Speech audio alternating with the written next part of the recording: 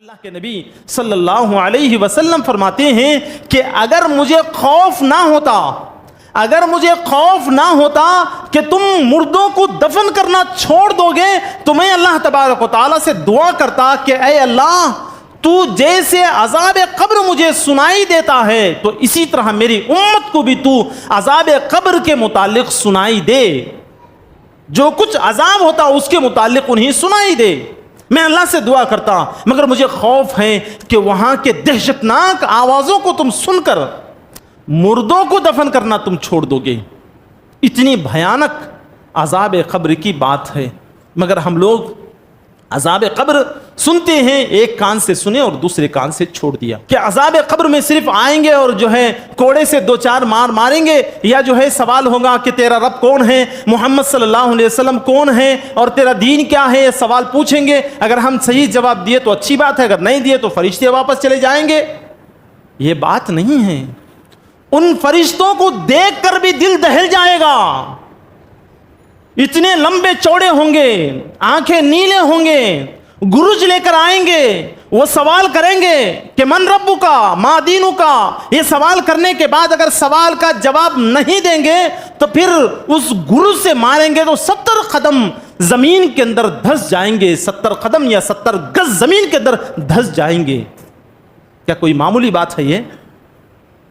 ہم لوگ اپنے ہتھوڑے سے زمین پر ماریں گے، 2-4 انچ بھی اگر زمین نیچے چلے گئی تو بڑا زور کا مار سمجھتے ہیں، 70 گز زمین میں دھس جائیں گے تو وہ مار کیسا ہوگا؟ وہ مار کھانے والے کے ہڈیاں کیا حال ہو جائیں گے؟ اللہ الذین آمنوا بالقول الثابت فی الحیاة الدنیا وفی الآخرہ۔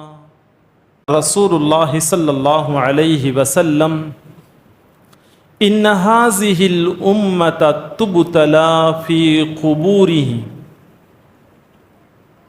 فلولا ان تدافنوا لدعوت الله ان يسمعكم من عذاب القبر الذي اسمع منه۔ رواه مسلم۔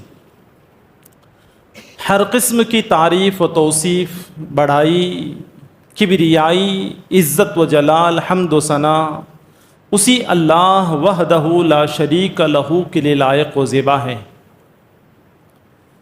جس نے تنے تنہا ساتوں آسمانوں اور زمینوں کو پیدا فرمایا، ساری مخلوقات کو پیدا فرمایا، ان کی ہدایت کے لیے کئی ایک انبیاء کو مبعوث فرمایا اور کئی ایک کتابوں کو نزول فرمایا، اور پھر اللہ تبارک و تعالیٰ کا یہ وعدہ ہے کہ ایک دن دنیا ختم ہو جائے گی، جو زندے ہیں وہ بھی فنا ہو جائیں گے، جو پہلے مر چکے ہیں اور جو قیامت کے وقت میں مریں گے ہوگا، نیکوں کا اجر دیا جائے گا، برائیوں کی سزا دی جائے گی۔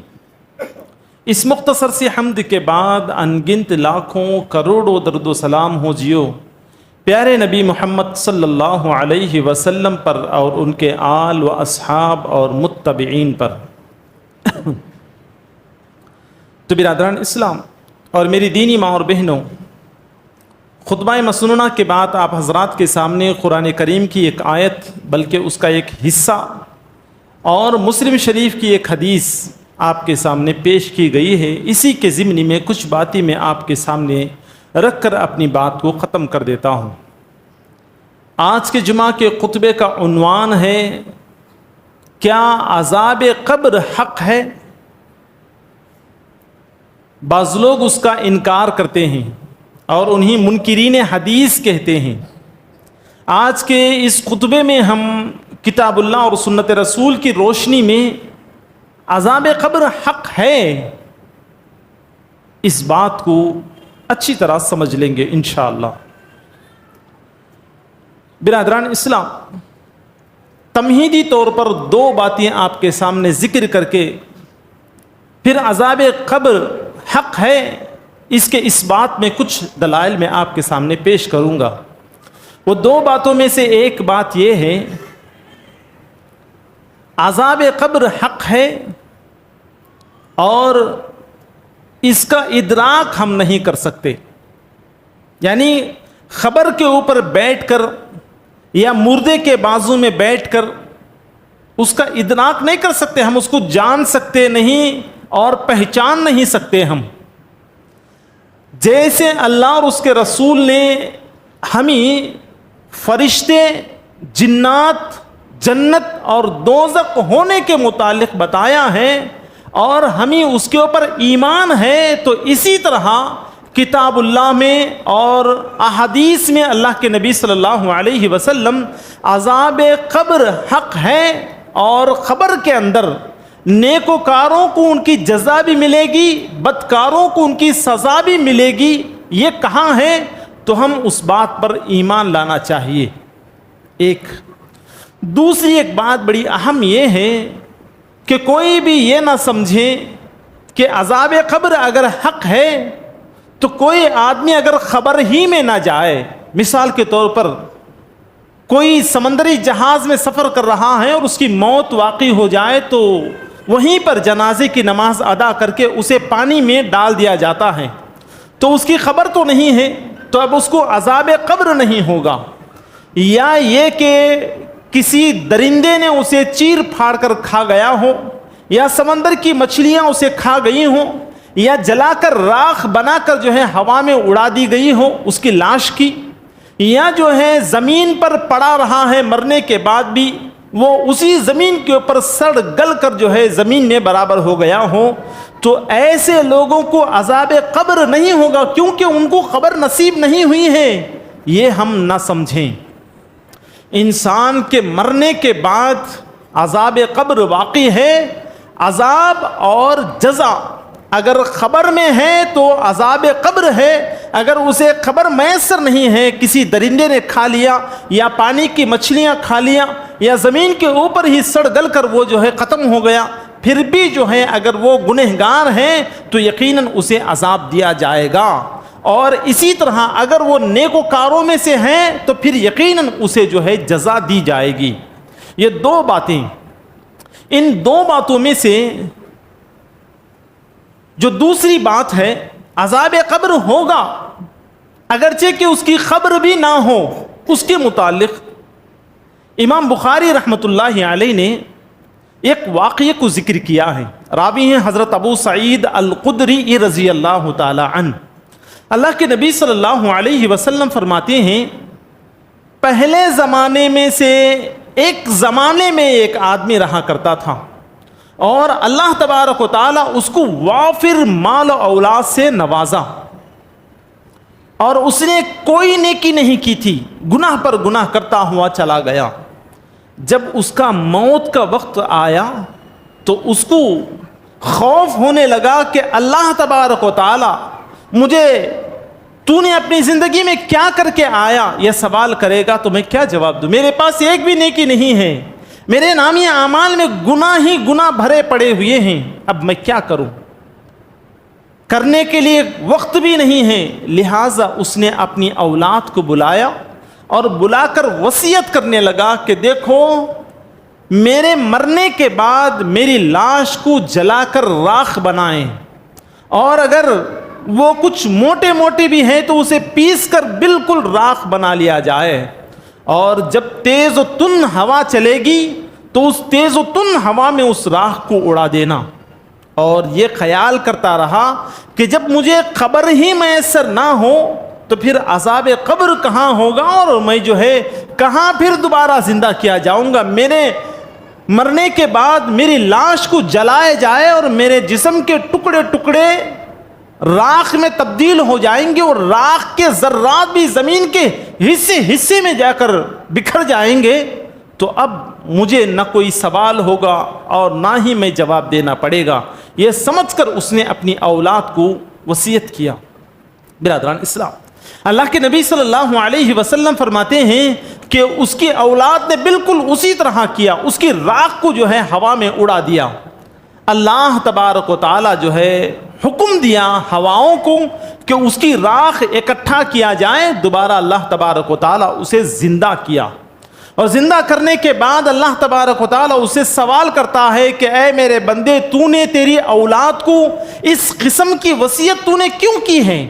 تو اس نے کہا کہ اے اللہ، میں تیرے عذاب سے، تیری پکڑ سے، تجھ سے میں ڈر گیا ہوں، خوف کھایا ہوں، لہٰذا تیری پکڑ سے بچنے کے لیے، تیرے عذاب سے بچنے کے لیے میں یہ کام کیا ہوں، یہ وصیت کیا ہے۔ تو برادران اسلام، اللہ کے نبی صلی اللہ علیہ وسلم فرماتے ہیں کہ اللہ تبارک و تعالیٰ اس بندے سے کہتا ہے کہ اے میرے بندے، تو نے میرے عذاب کے متعلق اور مجھ سے تو نے ڈرا ہے، خوف کھایا ہے، تو اسی خوف کے بدلے میں تجھے معاف کر دیتا ہوں۔ تو اللہ تبارک و تعالیٰ اسے معاف کر دیا۔ اس واقعے سے امام بخاری رحمۃ اللہ علیہ یہ ثابت کرنا چاہتے ہیں کہ اس آدمی کو خبر نہیں ملی۔ اگر اللہ تبارک و تعالیٰ عذاب دینا چاہے تو پھر ہواؤں کو حکم دیتا، وہ جو ہے راخ کو جمع کرتے، پھر جو ہے اسی جگہ پر اس کو عذاب دیا جاتا، مگر اللہ تبارک و تعالیٰ اپنی رحمت کاملہ سے اسے معاف کر دیا، جس کی وجہ سے وہ عذاب قبر سے بچ گیا۔ تو برادران اسلام، جو اور ایک بات آپ کے سامنے پیش کی گئی ہے، عذاب قبر حق ہے، اس کے متعلق جو ہے حضرت برا بن عازب رضی اللہ تعالی عنہ کہتے ہیں، حدیث ہے بخاری کی، جس وقت یثبت اللہ الذین آمنوا بالقول الثابت فی الحیات الدنیا وفی الآخرہ، یہ آیت نازل ہوئی اور اللہ کے نبی صلی اللہ علیہ وسلم نے ہمیں بتا دیا کہ یہ عذاب قبر کے متعلق نازل ہوئی ہیں، تو ہم لوگ سمجھ گئے کہ عذاب قبر میں بھی اللہ تبارک و تعالی ایمان والوں کو ثابت قدم رکھے گا۔ جو خطبہ مسنونہ کے بعد آپ کے سامنے پیش کی گئی ہے وہ آیت یہی ہے، یثبت اللہ الذین آمنوا بالقول الثابت فی الحیات الدنیا وفی الآخرہ، اللہ تبارک و تعالی ایمان والوں کو اس پاک بات کے اوپر ثابت قدم رکھے گا، دنیا میں بھی اور آخرت میں بھی۔ خبر کی منزل آخرت کے منزلوں میں سب سے پہلی منزل ہے۔ جیسے ہی انسان دم توڑ دیا اور اس کے جنازے کو لے جا کر قبر میں دفن کر دیا، تو پھر جو ہے اس کا آخرت کا دن شروع ہو جائے گا، اور وہاں پر جو سوال جواب ہوں گے تو وہ سوالوں کا صحیح جواب دینے کے لیے اللہ تبارک و تعالی ایمان پر ہمیں ثابت قدم رکھے گا۔ اسی کو اللہ تعالیٰ قرآن میں کہتا ہے، یثبت اللہ الذین آمنوا، اللہ تبارک و تعالیٰ ان کو ثابت قدمی عطا کرے گا، فی الحیات الدنیا و فی الآخرہ، دنیا میں بھی، یعنی چھوٹے موٹے تکلیفیں، آزمائشیں، مصیبتیں یا پریشانیاں اگر آ جائیں تو انسان ڈگمگا کر کہیں شیطانی راہوں کو نہ اپنائے، اللہ تبارک و تعالیٰ اس کو ثابت قدم رکھے گا، اور جس کو اللہ تبارک و تعالیٰ دنیا میں ثابت قدم رکھے گا، آخرت میں بھی، قبر میں بھی اللہ تبارک و تعالیٰ اس کے قدم کو ثابتی عطا فرمائے گا۔ تو برادران اسلام، حضرت برا بن عازب رضی اللہ تعالی عنہ کی ایک اور حدیث ہے۔ یہ حدیث ابو داؤد، سنن نسائی اور ابن ماجہ اور مسند احمد، یہ 4 حدیث کی کتابوں میں موجود ہے، اور چاروں کی چاروں حدیثوں کے اندر جو ہے تھوڑے الفاظ کے اختلاف کے ساتھ موجود ہے۔ حضرت برا بن عازب رضی اللہ تعالیٰ عنہ کہتے ہیں، ہم لوگ ایک انصاری صحابی کے جنازے میں شامل تھے۔ جنازے کو اٹھا کر قبرستان میں لے گئے اور جنازے کو رکھا گیا نیچے، اللہ کے نبی صلی اللہ علیہ وسلم بیٹھ گئے، اور ہم بھی آپ صلی اللہ علیہ وسلم کے ارد گرد بیٹھ گئے۔ آپ صلی اللہ علیہ وسلم کے ہاتھ میں ایک چھڑی تھی، اس سے آپ صلی اللہ علیہ وسلم زمین کو کورید رہے تھے، کھکر رہے تھے۔ ہم لوگ اللہ کے نبی صلی اللہ علیہ وسلم کے ارد گرد اتنی خاموشی کے ساتھ، ایسے بیٹھے تھے گویا کہ ہمارے سروں کے اوپر پرندے بیٹھے ہوئے ہیں، ہم تھوڑا بھی اگر حرکت کریں تو پرندے اڑ جائیں گے ہمارے سروں کے اوپر سے۔ بالکل خاموشی کے ساتھ، بالکل ایک سوئی کے ساتھ ہم بیٹھے ہوئے تھے۔ اللہ کے نبی صلی اللہ علیہ وسلم بھی تھوڑی دیر تک بیٹھے، پھر اس کے بعد اپنا سر مبارک اٹھایا۔ برا بن عازب رضی اللہ تعالیٰ عنہ کہتے ہیں کہ 2 یا 3 مرتبہ اللہ کے نبی صلی اللہ علیہ وسلم نے فرمایا کہ لوگوں، اللہ تبارک و تعالیٰ سے عذاب قبر کے متعلق پناہ طلب کرو، کیونکہ ہم لوگوں کو عذاب قبر میں آزمایا جائے گا۔ وہاں جو ہے سوال جواب ہوگا، اگر ان سوالوں کا جواب صحیح ملے گا تو پھر جو ہے اسے اجر ملے گا، اور اگر جو سوالوں کے جواب دینے میں جو ہے صحیح ثابت نہ ہو تو پھر یقیناً اسے عذاب قبر ہوگا۔ اے لوگوں، تم عذاب قبر کے متعلق اللہ تبارک و تعالیٰ سے پناہ طلب کرو۔ اس حدیث سے بھی ہمیں معلوم ہوتا ہے کہ اللہ کے نبی صلی اللہ علیہ وسلم نے یہ بتایا کہ عذاب قبر ہے، اور ہمیں اللہ تبارک و تعالیٰ سے بار بار عذاب قبر سے پناہ طلب کرنا چاہیے۔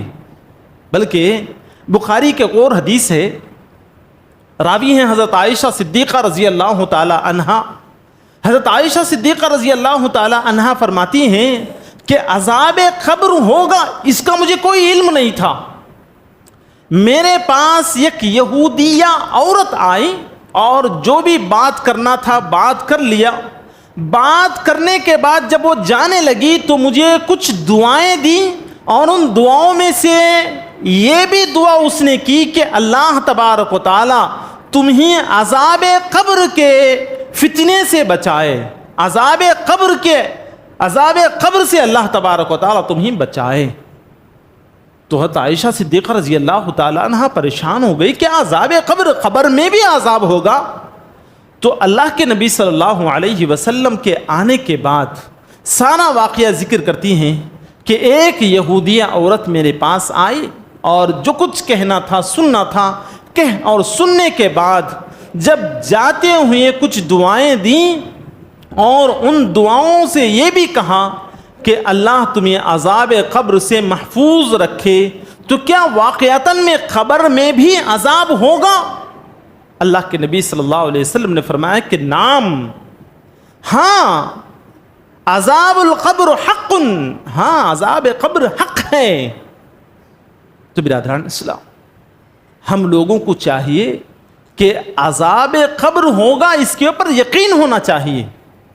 برادران اسلام، خطبہ مسنونہ کے بعد جو حدیث آپ کے سامنے پیش کی گئی ہے وہ حدیث ہے مسلم شریف کی، راوی ہیں زید بن ثابت رضی اللہ تعالی عنہ۔ ان هذه الامه تبتلى في قبورها، اللہ کے نبی صلی اللہ علیہ وسلم فرماتے ہیں اس امت کے لوگوں کو قبر میں بھی آزمایا جائے گا، قبر کے عذاب میں مبتلا کیا جائے گا، قبر کے عذاب میں مبتلا کیا جائے گا۔ برادران اسلام، آپ غور کیجئے، خبر کے عذاب یا خبر کا عذاب جیسے ہی ہم سنتے ہیں تو ہمارے رونگٹے کھڑے ہو جانا چاہیے۔ ہمیں سے بعض لوگوں کے رونگٹے کھڑے ہو جاتے ہیں، بعض لوگ سنتے ہیں اور چھوڑ دیتے ہیں، بلکہ سن کر کے دیکھ کر کے ہمارے دل سخت ہو گئے ہیں۔ آپ موبائل میں دیکھتے ہوں گے جو چھوٹے چھوٹے کلپس کی شکل میں ہمارے پاس آتے ہیں کہ عذاب قبر کیسے ہوگا، خبر میں سانپ کیسے آئیں گے، خبر میں بچو کیسے آئیں گے۔ یہ 1 سے 2 4 مرتبہ دیکھ کر کے ہم نے دیکھا اور دوسروں کو فارورڈ کر دیا، اور اسی طرح دوسروں کو بھیجتے رہے، نصیحت پکڑنے کے بجائے اور اس کو دیکھنے سننے کے بعد عذاب قبر سے بچاؤ کے اعمال کرنے کے بجائے ہم نے اپنے دل کو سخت کر لیا ہے۔ عذاب قبر ہوگا، ہوگا جب دیکھیں گے، مگر اپنے کام تو وہی کرتے جا رہے ہیں۔ بے نمازی ہی ہیں، شرابی ہی ہیں، زانی ہی ہیں، اور یہ دیکھتا ہے عذاب قبر کے متعلق، سنتا ہے عذاب قبر کے متعلق، مگر دل سخت ہونے کی وجہ سے عذاب قبر سے بچنے کے اعمال کرنے, نیکیاں کرنے کی وہ کوئی کوشش نہیں کرتا, یا جو ہے اپنے اندر کے گناہوں کو نکال کر پھر وہ نیکوکار بننے کی کوشش نہیں کرتا. معلوم ہے اسے کہ عذاب قبر ہوگا. اللہ کے نبی صلی اللہ علیہ وسلم فرماتے ہیں کہ اگر مجھے خوف نہ ہوتا کہ تم مردوں کو دفن کرنا چھوڑ دو گے تو میں اللہ تبارک و تعالیٰ سے دعا کرتا کہ اے اللہ, تو جیسے عذاب قبر مجھے سنائی دیتا ہے تو اسی طرح میری امت کو بھی تو عذاب قبر کے متعلق سنائی دے, جو کچھ عذاب ہوتا اس کے متعلق انہیں سنائی دے. میں اللہ سے دعا کرتا, مگر مجھے خوف ہے کہ وہاں کے دہشتناک آوازوں کو تم سن کر مردوں کو دفن کرنا تم چھوڑ دو گے. اتنی بھیانک عذاب قبر کی بات ہے, مگر ہم لوگ عذاب قبر سنتے ہیں, ایک کان سے سنے اور دوسرے کان سے چھوڑ دیا. تو برادران اسلام, حضرت زید بن ثابت رضی اللہ تعالیٰ عنہ کی مسلم شریف کی ایک اور حدیث ہے. اللہ کے نبی صلی اللہ علیہ وسلم بنو نجار کے باغیچے سے گزر رہے ہیں اور آپ صلی اللہ علیہ وسلم خچر پر سوار ہیں اور آپ کے ساتھ کئی ایک صحابہ بھی موجود ہیں اور آپ صلی اللہ علیہ وسلم جا رہے ہیں. اچانک آپ صلی اللہ علیہ وسلم کا خچر بدکنے لگا. صحابہ کرام کہتے ہیں, زید بن ثابت رضی اللہ تعالیٰ عنہ کہتے ہیں, قریب تھا کہ وہ خچر کہیں اللہ کے نبی صلی اللہ علیہ وسلم کو گرا نہ دے. دیکھا گیا کہ ارد گرد 2-4 قبریں موجود ہیں. اللہ کے نبی صلی اللہ علیہ وسلم اپنے خچر کو سنبھالا اور سنبھال کر کہنے لگے کہ ان قبر والوں کو کون جانتے ہیں؟ تو کہا ہم میں سے ایک آدمی نے کہ میں جانتا ہوں. تو ایک حدیث کے اندر اللہ کے نبی صلی اللہ علیہ وسلم نے سوال کیا کہ ان کی وفات کب ہوئی ہے؟ تو جواب دینے والے نے جواب دیا کہ زمانے جاہلیت میں ان کی وفات ہو گئی ہے, حالت شرک میں انہوں نے مر چکے ہیں اور اسی حالت میں ان کو تدفین کیا گیا. تو اللہ کے نبی صلی اللہ علیہ وسلم نے فرمایا کہ ان کے قبر میں عذاب ہو رہا ہے, اس کو سن کر میرا خچر جو ہے بدک رہا ہے. ایک حدیث. ایک دوسری حدیث میں اللہ کے نبی صلی اللہ علیہ وسلم یہی بنو نجار کے باغیچے سے گزر رہے تھے تو آپ صلی اللہ علیہ وسلم کا خچر بدکنے لگا تو وہاں پر 2 قبریں موجود تھے. ان 2 قبروں کو دیکھ کر خچر بدکنے لگا تو اللہ کے نبی صلی اللہ علیہ وسلم نے پوچھا کہ یہ قبر والے کون ہیں, کیا تم جانتے ہو؟ تو ایک آدمی نے جواب دیا کہ ہاں میں جانتا ہوں. تو پھر اللہ کے نبی صلی اللہ علیہ وسلم نے ان کے حالات زندگی کے بارے میں پوچھا تو ان جواب دینے والوں میں سے جواب دیا کہ ایک نے چغلی کرتا تھا, پیٹھ پیچھے لوگوں کی برائی کرتا تھا, اور دوسرے نے جو ہے پیشاب کے قطروں سے نہیں بچتا تھا. تو اللہ کے نبی صلی اللہ علیہ وسلم فرمایا کہ ان دونوں وجہوں سے ان دونوں کو جو ہے اپنے قبروں کے اندر عذاب ہو رہا ہے. برادران اسلام, کیا بڑا گناہ تھا. ہم لوگ سمجھتے ہیں کہ کچھ گمت سے, مذاق سے ہم ایک دوسرے کی پیٹھ پیچھے بول لیتے ہیں, سیریس کیا بھی نہیں, جوک سے مذاق سے کہتے ہیں. برادران اسلام, آخرت کے معاملے میں جوکس مذاق ٹائم پاس کام نہیں آئے گا. آخرت کے اوپر آپ کو اگر یقین ہے تو اس کے متعلق آخرت کی تیاری میں اپنا وقت لگانا چاہیے. آخرت کی تیاری کرنے کے بجائے ہم لوگ آخرت کو بگاڑنے کے بارے میں کسی کے پیٹھ پیچھے برائی یا جو ہے کسی کے پیٹھ پیچھے اس کی مذمت بیان کرنا, اس کے نام کو برے القاب لگا کر پکارنا, یہ سارے کے سارے کام ہم ہلکے سمجھتے ہیں, ہم معمولی سمجھتے ہیں. اس کو بول دیا, چھوڑ دیا, اور اس کا احساس بھی نہیں کہ وہ گناہ کی بات ہے, گناہ کا کام ہم نے کیے ہیں, وہ احساس بھی نہیں ہمارے اندر. یہی عذاب قبر ہمارے لیے بن کر جو ہے آ رہا ہے ہمارے مرنے کے بعد. پیشاب کے چھینٹوں سے آج کل جو ہے دیکھیں, ہم مسلمانوں کے بعض بچے بڑے بھی ہو گئے, کھڑے ہو کر پیشاب کر دیا اور وہیں سے نکل گیا. طہارت حاصل کرنا بھی اپنے والدین نے انہیں نہیں سکھایا ہے. اب پیشاب سے کیا بچے گا, وہ پیشاب سے کیا بچے گا؟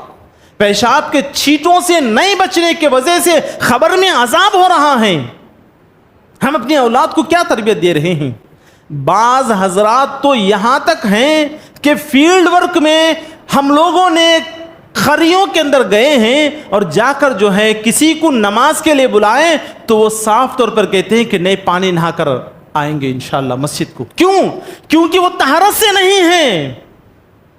برادران اسلام، سوچنے کی بات ہے. مسلمان ہیں، مسلمان ہونے کے بعد طہارت سے نہیں ہونا کتنی عیب کی بات ہے، کتنی عیب کی بات ہے.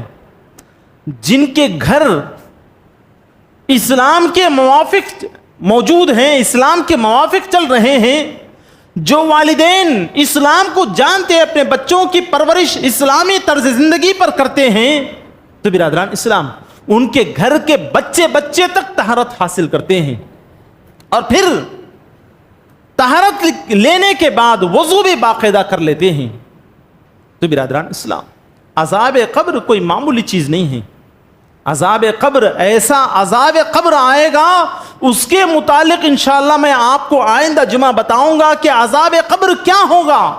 کہ عذاب قبر میں صرف آئیں گے اور جو ہے کوڑے سے دو چار ماریں گے، یا جو ہے سوال ہوگا کہ تیرا رب کون ہے، محمد صلی اللہ علیہ وسلم کون ہے، اور تیرا دین کیا ہے، یہ سوال پوچھیں گے. اگر ہم صحیح جواب دیے تو اچھی بات ہے، اگر نہیں دیے تو فرشتے واپس چلے جائیں گے. یہ بات نہیں ہے. ان فرشتوں کو دیکھ کر بھی دل دہل جائے گا. اتنے لمبے چوڑے ہوں گے، آنکھیں نیلے ہوں گے، گرج لے کر آئیں گے. وہ سوال کریں گے کہ من ربو کا ما دینو کا. یہ سوال کرنے کے بعد اگر سوال کا جواب نہیں دیں گے تو پھر اس گرج سے ماریں گے تو 70 قدم زمین کے اندر دھس جائیں گے. 70 قدم یا 70 گز زمین کے اندر دھس جائیں گے. کیا کوئی معمولی بات ہے یہ؟ ہم لوگ اپنے ہتھوڑے سے زمین پر ماریں گے، 2-4 انچ بھی اگر زمین نیچے چلے گئی تو بڑا زور کا مار سمجھتے ہیں. 70 گز زمین میں دھس جائیں گے تو وہ مار کیسا ہوگا؟ وہ مار کھانے والے کے ہڈیاں کیا حال ہو جائیں گے. بلکہ اللہ کے نبی صلی اللہ علیہ وسلم فرماتے ہیں عذاب قبر کے جھلکیاں بتاتے ہوئے خبر تنگ کر دی جائے گی، اتنی تنگ ہو جائے گی کہ انسان کے پھسلیاں ایک دوسرے میں پیوست ہو جائیں گے. کیا کوئی معمولی بات ہے؟ آج کتنے ایسے لوگ ہیں پھسلی میں ہلکا سا درد ہونے کی وجہ سے یا پھسلی میں پانی بھر کر ٹینچنے کی وجہ سے دواخانوں کے حوالے جا کر جو ہے ہو گئے ہیں، اور دواخانوں میں جا کر اس درد کی آزادی کے لیے لاکھوں کے روپے خرچ کرنے کے لیے اپنی زندگی کے قیمتی ایام وہاں گزارنے کے لیے تیار ہیں. جس کو شفایابی حاصل ہوئی اور جس کو شفایابی حاصل نہیں ہوئی وہ اسی بیماری میں مبتلا ہیں، شفایابی کی تلاش میں.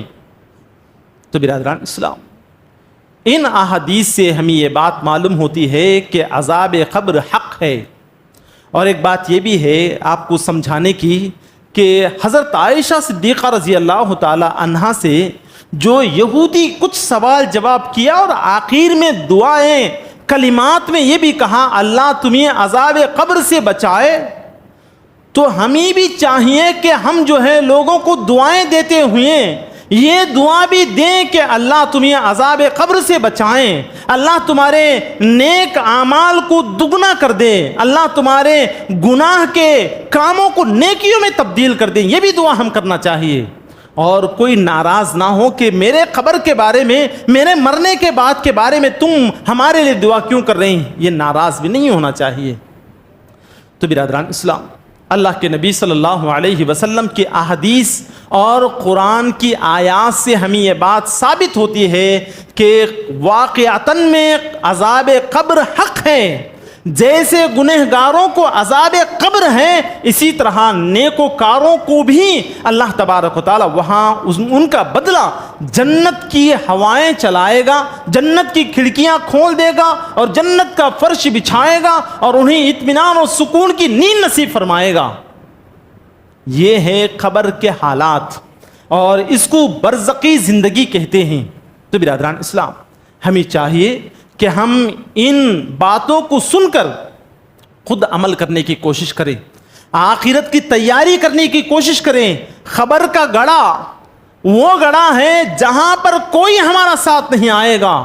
وہ اندھیرے کا گڑھا ہے, وہ کیڑے مکوڑوں کا گڑھا ہے, وہ سانپ اور بچھوؤں کا گھر ہے. اس گھر میں جا کر ہم سونا ہے تنے تنہا. نہ کوئی والد ساتھ میں آئے گا, نہ کوئی والدہ, نہ کوئی شوہر آئے گا, نہ کوئی بیوی, نہ کوئی بیٹا آئے گا, نہ کوئی بیٹی آئے گی, نہ کوئی دوست آئے گا, نہ اپنا مال سے ہمیں کوئی جو ہے واسطہ ہوگا, بلکہ ہم جو ہے وہاں تنے تنہا پڑے ہوئے ہوں گے. اگر ہمارے پاس نیکی ہے, موت سے پہلے ہم اپنے آپ کو سنبھال کر نیکیاں اگر کر لیے ہیں تو پھر اللہ تبارک و تعالی ہمیں وہاں جزا ہی جزا عطا کرے گا. اور اگر لاپرواہی کرتے ہوئے ہم کفر شرک کے بدعات کے کاموں کرتے رہیں اور جو ہے شراب پینا, زناکاری کرنا, دھوکہ دینا, جھوٹ بولنا, حرام طریقے سے کمائی کے راستوں کو اختیار کرنا, یہ ساری چیزیں اگر ہم اختیار کر لیے ہیں اگرچہ کہ معلوم ہونے کے بعد بھی, تو یقیناً عذاب قبر کے لیے اپنے آپ کو تیار رکھنا پڑے گا. کون ہے وہ؟ ایک چھوٹے سے کیڑے سے بھی اپنے آپ کو ڈنک مارنے کے لیے تیار ہو, کوئی تیار نہیں ہوگا. تو پھر خبر کے گڑھے میں بڑے بڑے سانپ آئیں گے, بڑے بڑے بچھو آئیں گے, آگ کا بچھونا بچھائے جائے گا, فرشتے آ کر گرج سے ماریں گے, کوٹیں گے, پیسیں گے ہمیں. اس سے کون بچائے گا؟ ہم خود اپنے آپ کو بچانا ہوگا, ہم خود نیکی کرنا ہوگا, ہم خود آخرت کا توشہ تیار کرنا ہوگا. میں چھوٹی سی مثال دیتا ہوں آپ کو. ہم لوگ کرنول کے رہنے والے ہیں. کوئی ضروری کام کی وجہ سے اگر حیدرآباد کو جانا پڑے تو سب سے پہلے ہم کیا دیکھتے ہیں؟ اپنے جیب میں پیسے دیکھ لیتے ہیں کہ میں جا کر واپس پھر اپنے گھر کو آنے تک میرے خرچوں کے لیے, جس کام کے لیے میں جا رہا ہوں اس کے لیے پورا انتظام ہے کہ نہیں ہے. اگر نہیں ہے تو پھر 2-4 ہزار زیادہ ہی رکھ لے کر جا کر صحیح سلامت واپس آتے ہیں. آخرت کا یہ سفر واپس لوٹ کر آنے کا نہیں ہے. آخرت کا یہ سفر ہر کسی کو تیار کرنا ہے. آخرت کا یہ سفر ہر کسی کو طے کرنا ہے. آخرت کے اس سفر کی ہر کسی کو تیاری کرنا ہے.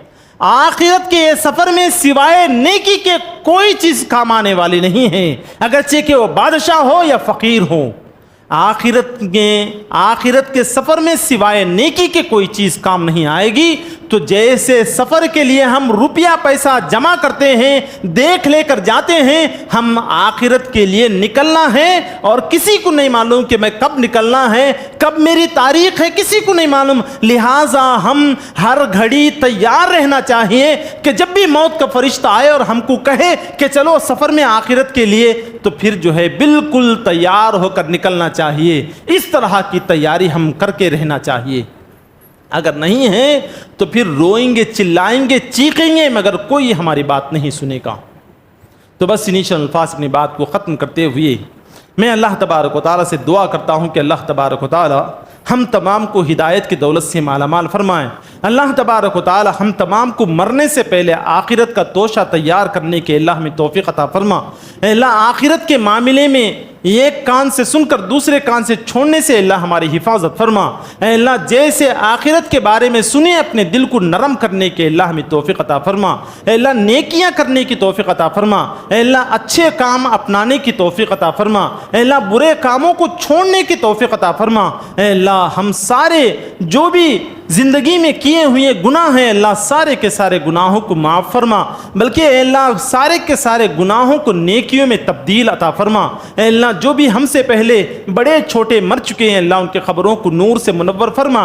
اے اللہ, ان کے کروٹ کروٹ انہیں جنت نصیب فرما. اے اللہ, ان کے قبر میں جنت کے باغیچے بنا دے. اے اللہ, ان کے درجات کو بلند فرما. اے اللہ, ان کے سوال جواب کے لیے آسانیاں عطا فرما. بارک اللہ لنا ولکم فی القرآن العظیم ونفعنا وإیاکم بالآیات والذکر الحکیم. انہ تعالی جواد کلیم ملیک بر رؤوف رب حلیم.